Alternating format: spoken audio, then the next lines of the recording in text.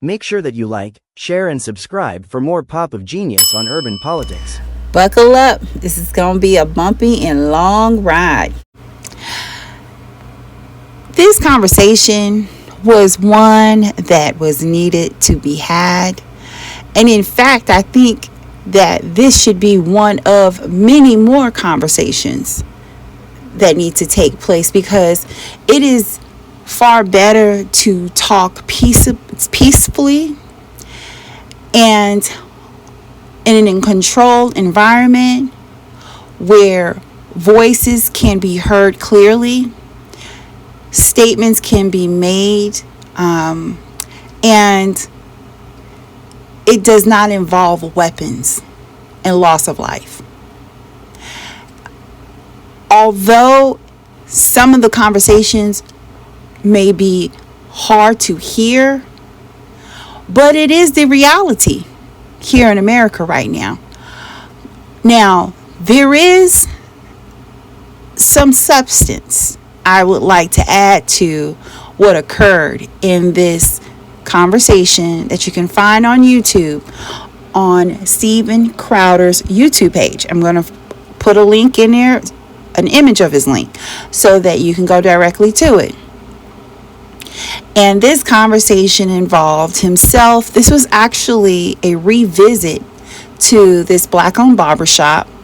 He came there, I think maybe few years prior, right after the Black Lives Matter and the death of George Floyd and all that amounted after that heightened moment in American history.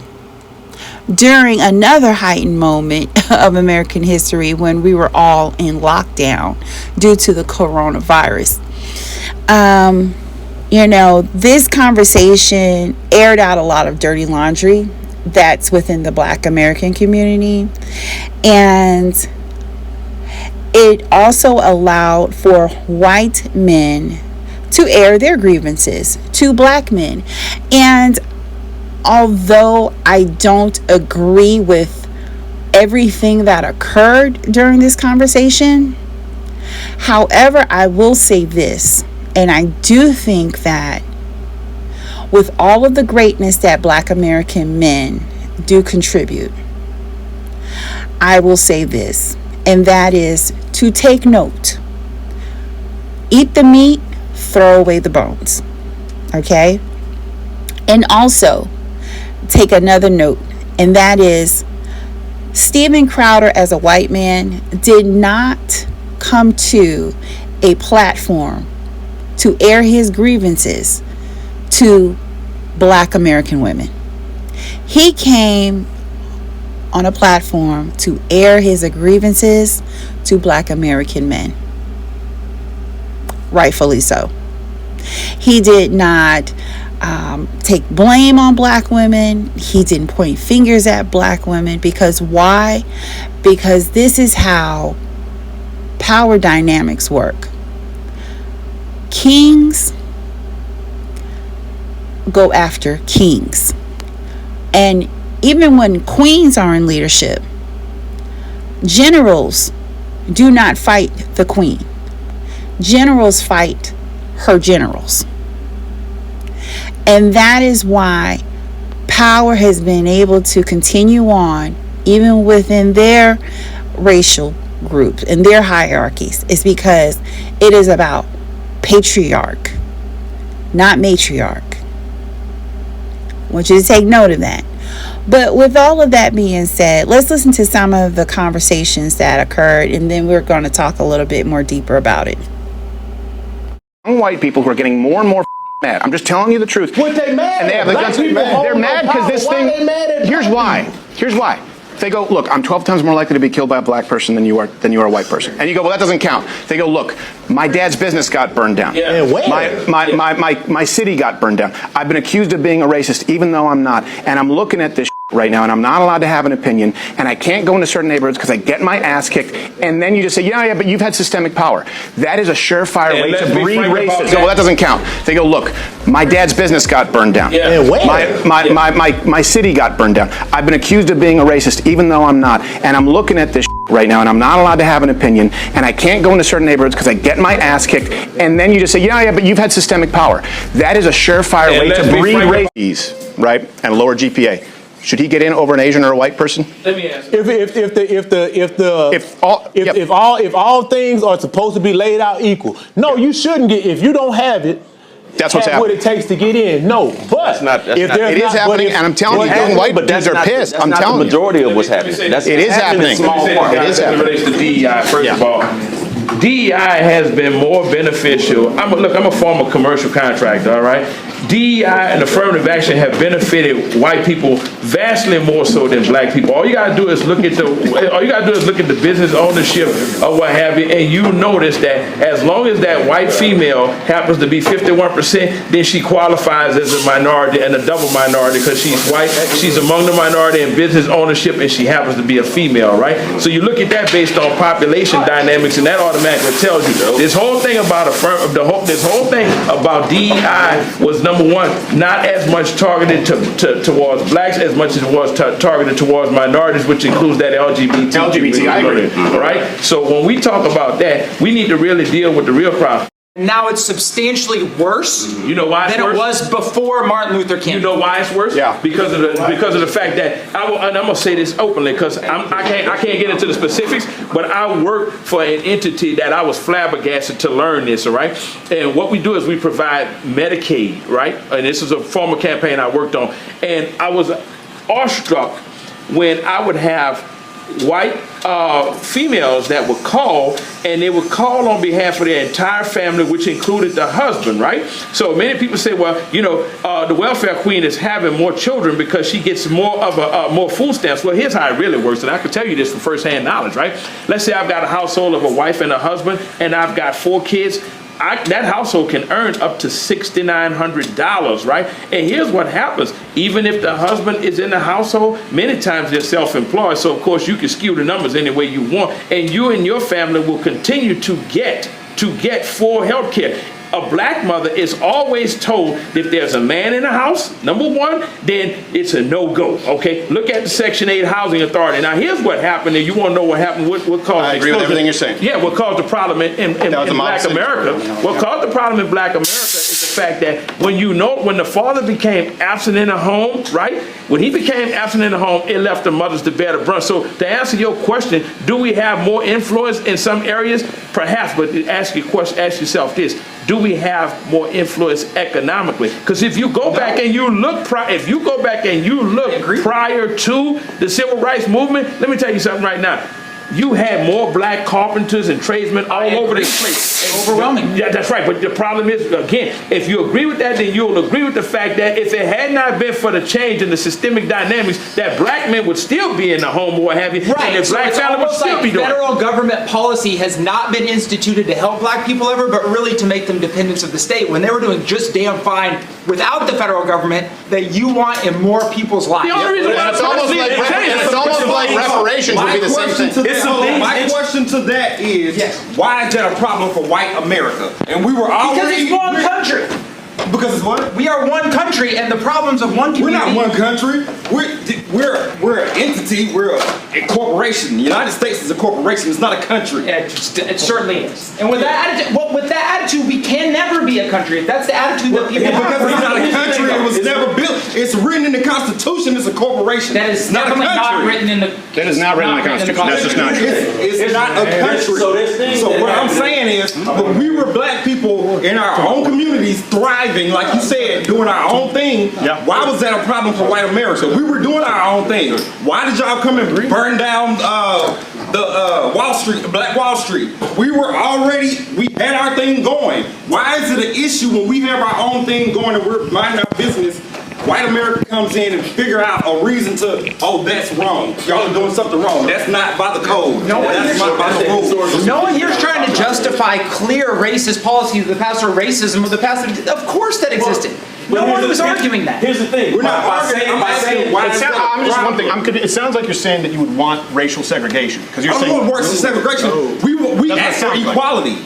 We didn't get that. But you're saying Because your own when we community started doing your own going thing. to do our own thing. Are you saying that we should be y'all separate communities? That's what I'm asking. Are you saying we should be separate white and black communities? That's what it sounds like a little bit. Separation may be the answer. Okay. I Separation could be the appreciate your answer. honesty. I appreciate your honesty. Yeah, separation could be the But if answer. a white person says that, is it racist? No, it's not. Okay.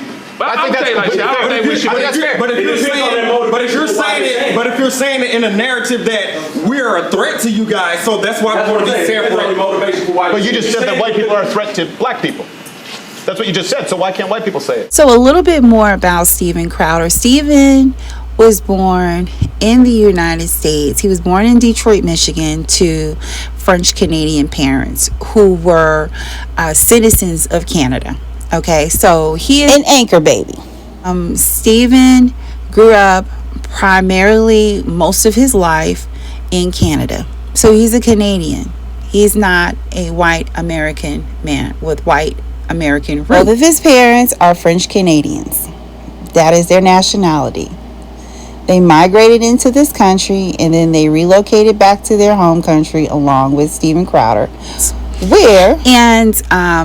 His early life, he attended college. He went to, I think it was Champlain University in the United States, and he did not finish. He shares a lot of similarities with Charlie Kirk, one of the creators of Turning Point USA. Steven Crowder has his own podcast and his own following in this type of MAGA Republican right-wing arena. And he started off his early life as like a comedian. He did a couple of things, I think, like in acting or voiceovers or whatever. And then he found a voice in white nationalism. Now, again, white nationalism, it comes from white American that is based in American foundation of Christianity. It's pretty much like WASP, your white Anglo-Saxon Protestant here in the United States, okay? And he found his voice in an American voice in America, because things didn't work out that well for him to go back to where his paternal roots are from, and that's in French Canada. And also another additional fact is allegedly he made the statement that he came out a few years ago stating that he had experienced a quote unquote bisexual phase in his life. And he came out with that allegedly. There's allegedly a video of it. I'm not going to include it into this of him admitting that, but I will include some screenshots of this alleged expose that he offered his listeners. But yes, let's also add that factor in there too. That's some of his background information. And I'm noticing that there's a recurring theme that's in the magosphere and right-wing nationalism and those that, subscribe to that following. I am not a Republican, nor am I a liberal. I'm neither an independent. I'm not a libertarian and any of that, okay? I vote smart, and I will vote across the board if I feel that person is qualified. However, there is so much judgment that comes from the magosphere, right-wing, conservatism groups. They look down on liberal groups with their alternative lifestyles and their choices to live their truth out loud. Whereas the magosphere has two lanes that they try to keep hush-hush. And that is, a lot of them live their lives as bisexual individuals. They will have a wife that will look like a Stepford wife, but on the side they have young boyfriends. Okay, and then on the other track you have a lot of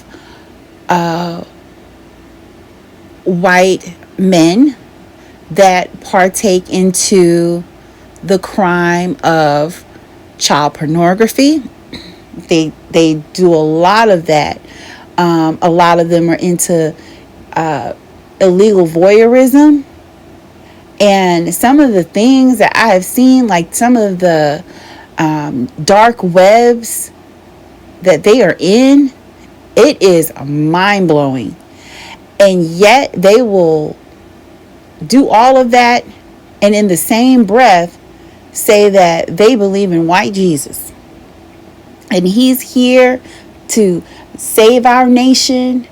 And he elected our Trump. And our Trump is the chosen one. Even though Trump been married so many times, and he himself is being called out by his own party on being on this quote-unquote Epstein list, that Epstein himself was convicted, tried, and sentenced, along with his conspirator, Ghislaine Maxwell. All of these people have done all of these malicious things against people in SA. They're predators. And yet, all of this is hush-hush in the magosphere. To me, it's such a contradiction. In my opinion, I will say this. He did come back to a group of men that he knew had a real good grasp of political understanding. They were very well versed. They had a great knowledge base of historical events, the law, social behaviors.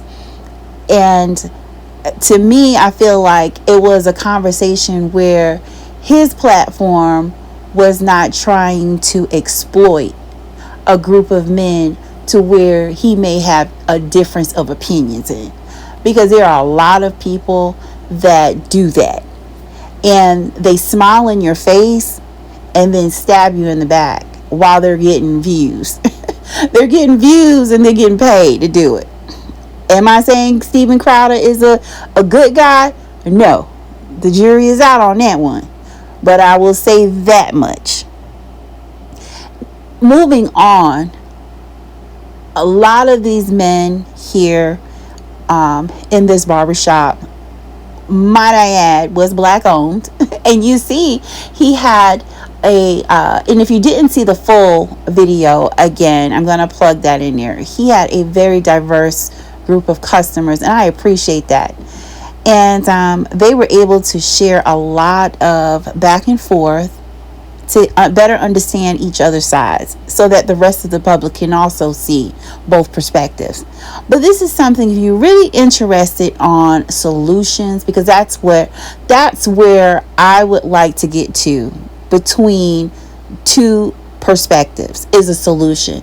But you got to start with the history of what happened first. And just in short details, this is what happened. Reasons you need to look into is the Supreme Court ruled on behalf of Black American women. King versus Smith, aka also known as the man in the house rule, where white female social workers used their personal and religious judgment against black families that were just able to experience civil rights.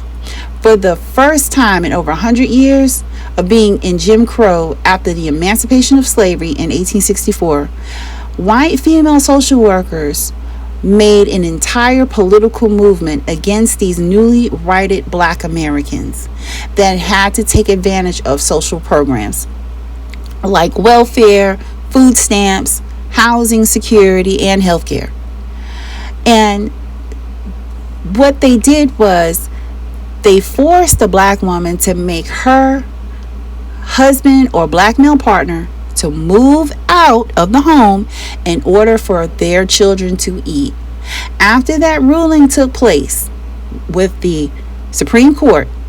Guess what happened after that? Well, not too shortly after that, the same white female social workers and white social structure that were over these Department of Family and Children Services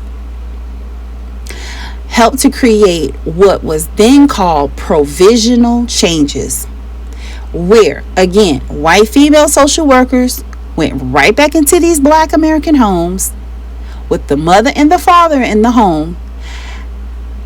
And what they ended up doing was they would make unscheduled visits on these Black American families. And what it did was it fractured many families. Now, take a look at the females that are so ready to be with our Black American men.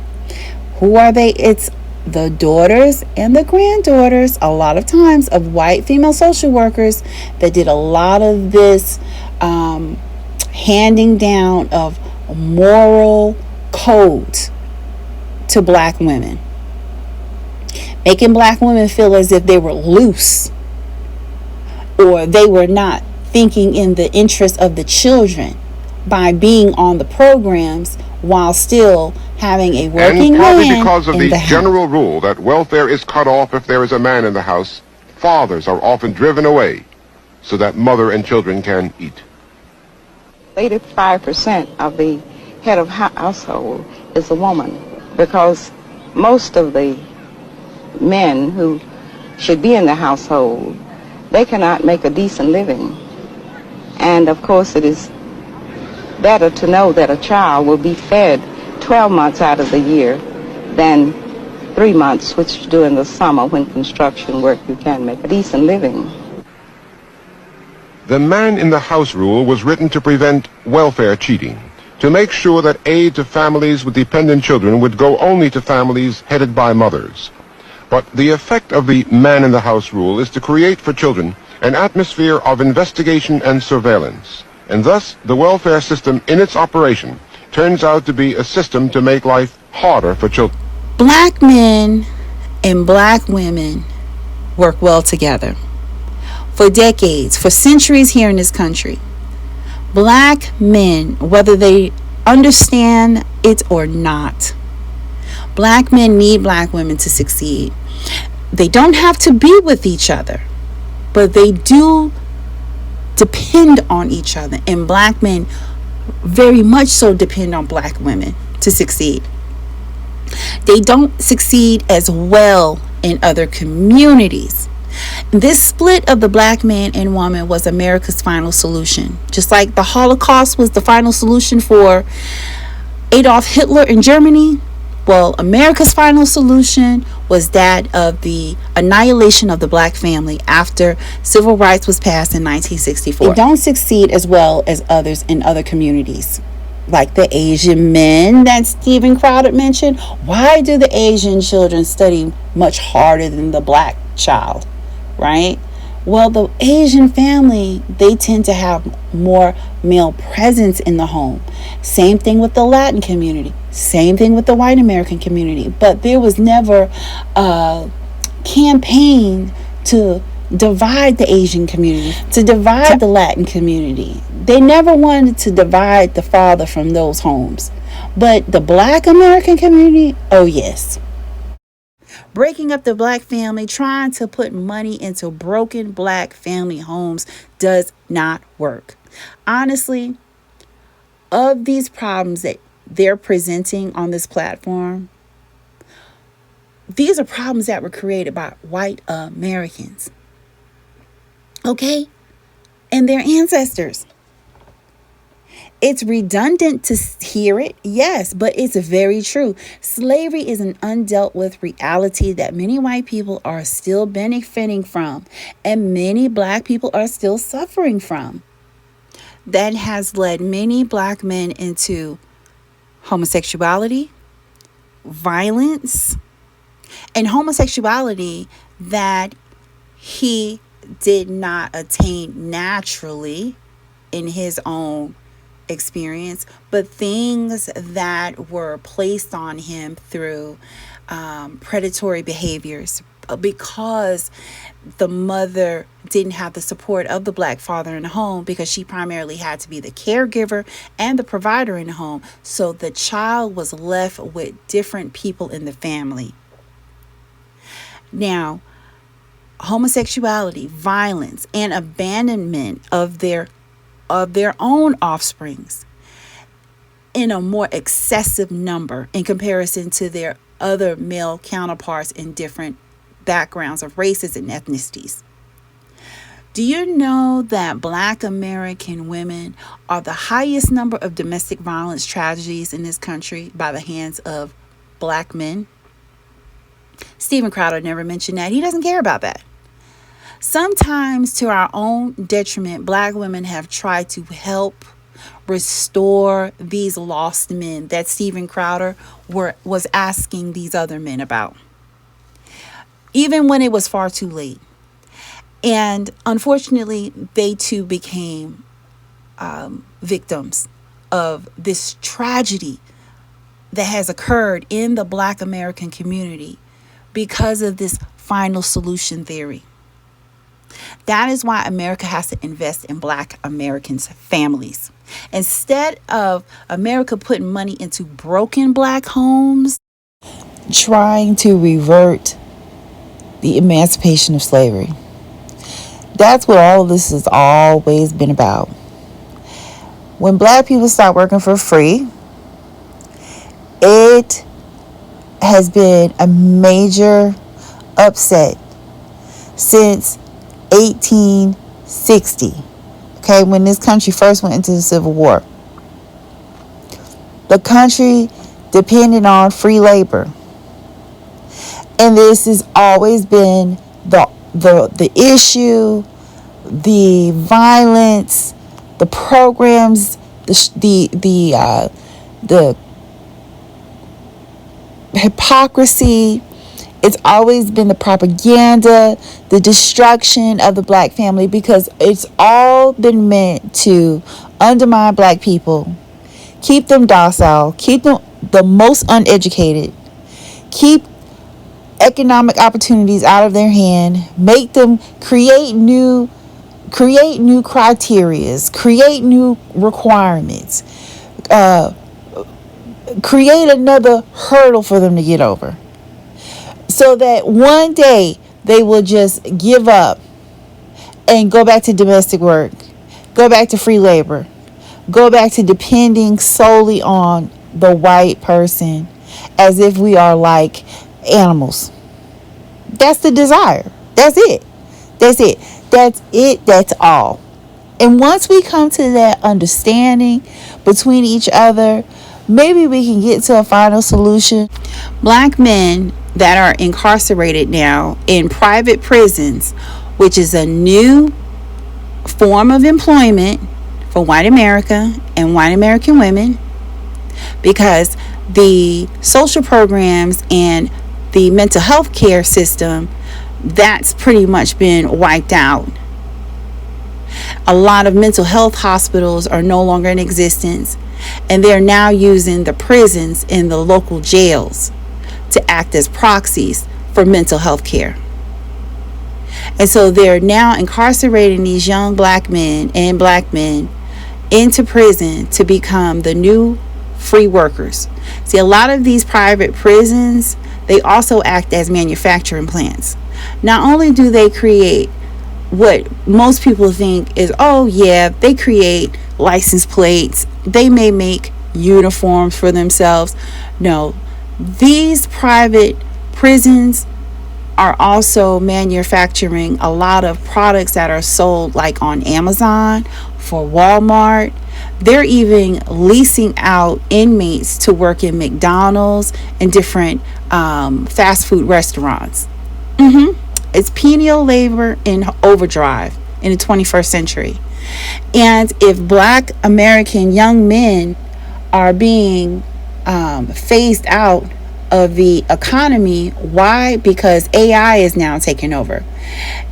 Not only is Black American men stressed out and unfortunately entering to certain crimes within their communities. But white men are also stressed out. A lot of these young white men that Steven Crowder kept honing on in, that they're frustrated when they keep seeing this. See, it's not black men that's the problem. It's because most white American men that do not have an education and are not from lineage of wealth. See, like even him, his people are originally from French. They're French Canadians. A lot of the money that Canadians from his line of people, they were in the fur trapping. You ever heard of Daniel Boone here in America? Daniel Boone was a fur trapper, okay? He was a Welsh fur trapper. Same thing with Steven Crowder. His people are fur trappers from Canada. And you know who else they output for an economy? The indigenous people that own this land between North America, South America, and Canada. They took the wealth from the indigenous. The fur was a way of the indigenous to earn money, and it was a bartering tool that they use to gain wealth. He's frustrated because he can no longer earn money trapping furs. Now it went from trapping furs to trapping people. They became the police officers after slavery. They went from slave catchers to police officers. And even now, policing is not a high-paid job. It's a stressful job. It's a high-impact type of job. And it's not a job where it's very leisurely. It's not like you're going to go to the golf course when you leave the precinct. No. And a lot of them participate in a lot of domestic violence at home. They have a lot of issues with low earning wages in the police force. Unless you go to college. A lot of white American men don't want to take on the debt of going to college. They want to use skin color economics. Earlier I said Steven Crowder and the late Charlie Kirk, they have a lot in common. Now, Charlie Kirk's family actually were able to gain wealth through the father's ability to earn a living through him being an architect, and his mom also earned a living through, I think, mental health services, things like that. I think she may have been in another field as well, but they were able to garner wealth through working within the economy. Charlie Kirk's father, if you look at, if you Google it and you look at it and research, Charlie Kirk's father was like one of the instrumental architects in building Trump Tower in New York. Now, with that being said, Charlie Kirk did have some type of financial backing, but he still did not finish college. Same thing with Steven Crowder. Steven Crowder, he went to college. They visited the campus. They attended a couple of semesters, but they didn't complete it. Let me tell you how this works within the dynamics of patriarch. Steven Crowder is coming and he's giving his grievances on what he sees as what he has picked up the language of the white American, and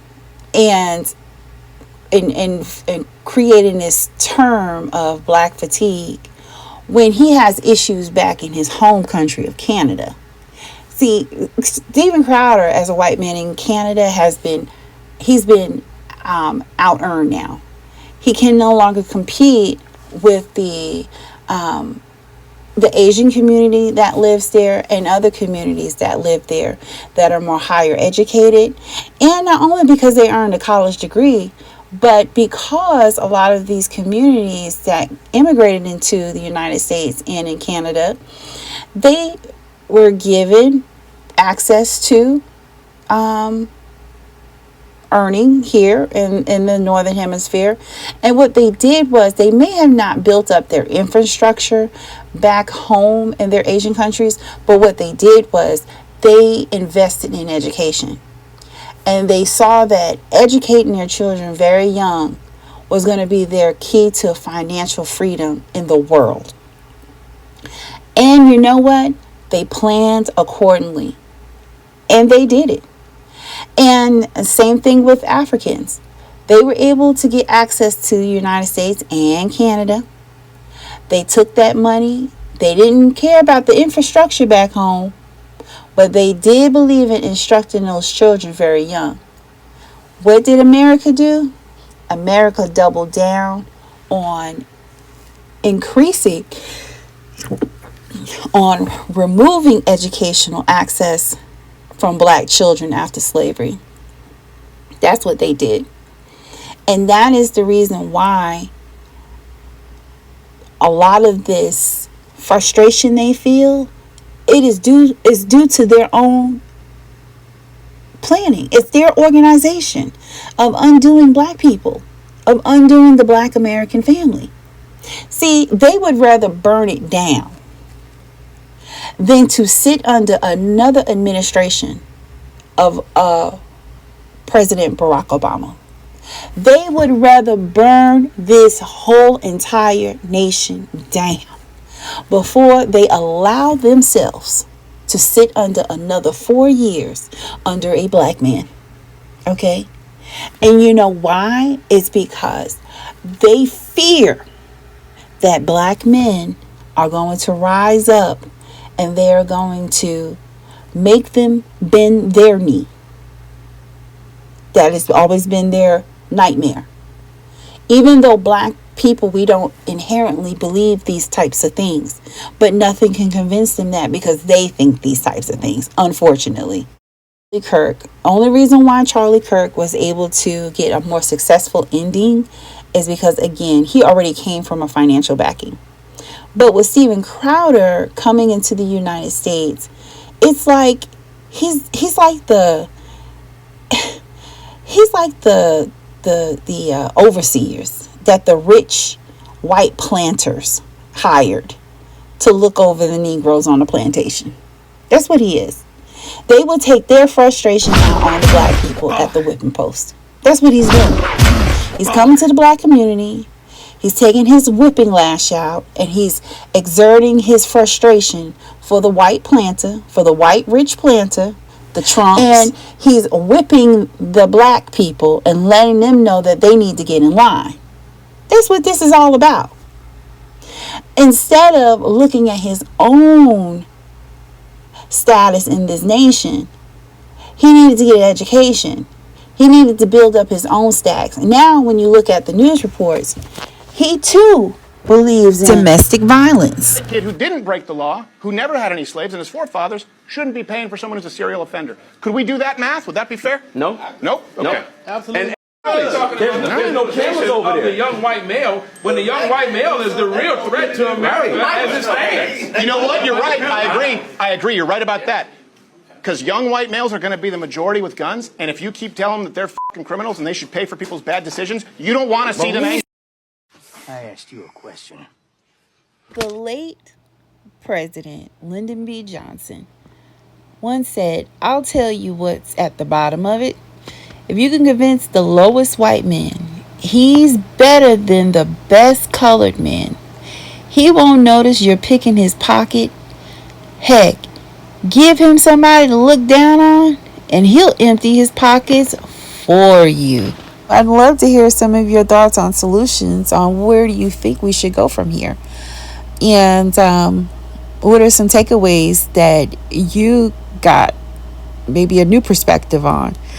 And there are some accountability pieces in there. I can agree that some of our black men, they have to take accountability for, even though there's been a lot of systemic discrimination, violence against us, and continued supremacy issues.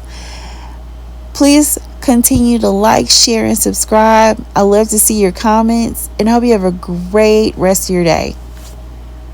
Make sure that you like, share, and subscribe for more Pop of Genius on urban politics.